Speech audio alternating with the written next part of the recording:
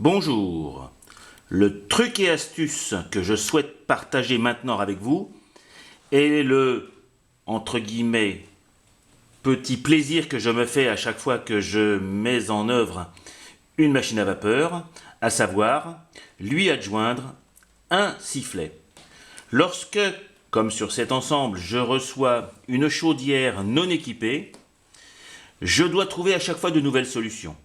Cette fois-ci, la solution est de remplacer la soupape ici de sécurité par un ensemble soupape de sécurité sifflet.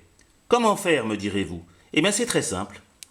J'ai demandé à Fabrice, en tonnes, Fabrice Bretagne, qui par ailleurs me fournit en sifflet, de me fabriquer des pièces comme ceci pour tous mes bateaux n'ayant pas encore de sifflet. Ici, le tube principal reste, parce que c'est quand même le plus important, celui dédié à la sécurité. Donc le diamètre d'entrée ici et le diamètre de sortie ici et celui de la chaudière qui reçoit la partie soupape. Cette petite pièce se vise tout simplement à la place de... Hop, voilà, je vais pas même pas forcer ton pile poil. Ma soupape de sécurité. Ma sécurité se remettra à sa place. Et en fait, alors, il faut que je sois un peu plus malin.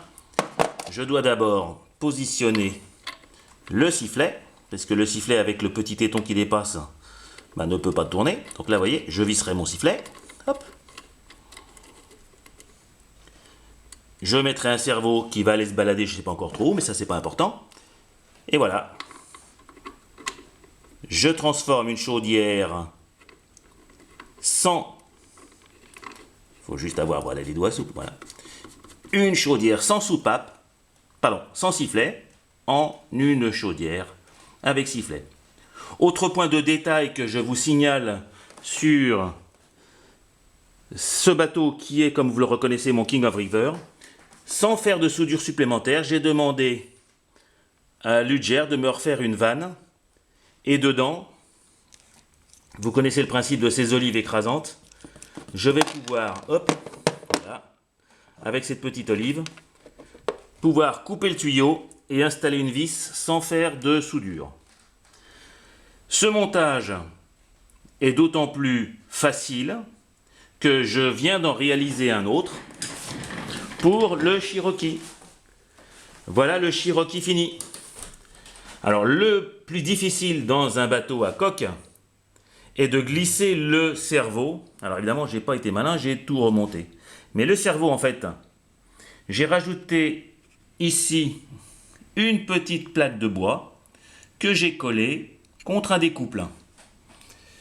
Ce petit support reçoit un micro-cerveau. J'allume ma radio.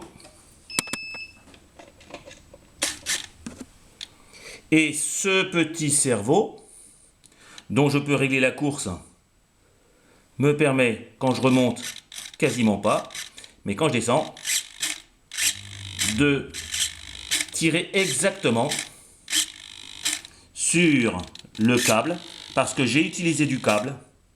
Oui, ça c'est aussi une petite astuce que je vous recommande. Si vous souhaitez utiliser dans les parties chaudes, vous prenez du câble d'acier du 8/10 qui est lui-même protégé dans une petite gaine plastique. Et j'ai maintenant un sifflet. Alors si vous entendez un autre sifflet, c'est parce que sur le même manche, j'ai la direction, souvenez-vous. Donc de temps en temps, des fois quand je tourne, je donne un petit coup de sifflet maintenant. Voilà, je n'ai plus qu'à souder ici un sifflet avec un raccord en L, ce qui tombe très bien puisque le sifflet sortira par, bon c'est original, la petite ouverture consacrée en théorie à un escalier. L'important c'est que mon bateau puisse chanter. Voilà, écoutez, j'espère que ces quelques montages simples vous donneront l'envie de faire la même chose que moi.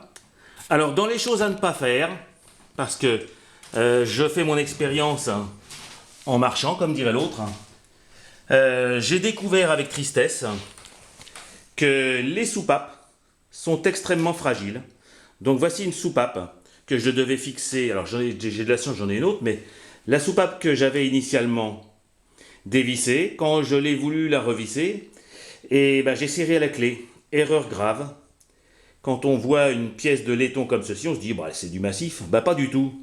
Voilà ce qu'il reste de matière lorsque les trous internes et les filetages ont été effectués. Donc c'est très très fin. Le conseil donc que je vous recommande, entre guillemets, si vous n'êtes pas des grands habitués, ben, c'est de ne pas faire comme moi et d'éviter de serrer à la clé des éléments qui sont en laiton et donc très fragiles. C'est pas bien grave, c'est une leçon qui me permettra de partager encore une fois, avec vous mes expériences. Au revoir les amis!